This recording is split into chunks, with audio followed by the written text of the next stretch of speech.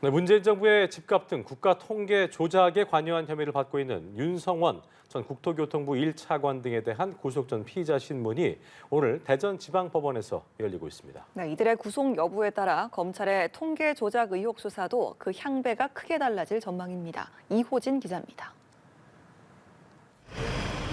검찰 호송 차량이 법원으로 들어갑니다.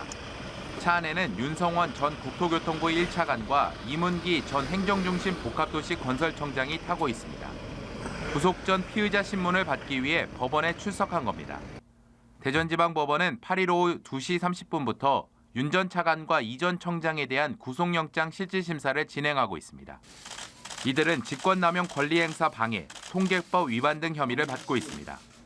지난해 9월 감사원의 의뢰를 받아 수사에 착수한 검찰이 문재인 정부의 통계 조작 의혹 관련자들의 신병 확보에 나선 것은 처음입니다.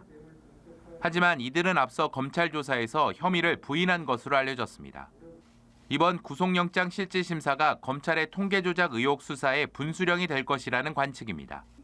감사원에서 수사를 의뢰할 당시 감사원은 청와대와 국토부가 2017년부터 2021년까지 최소 94차례 이상 한국부동산원으로 하여금 통계 수치를 조작하도록 한 점이 의심된다고 밝혔습니다.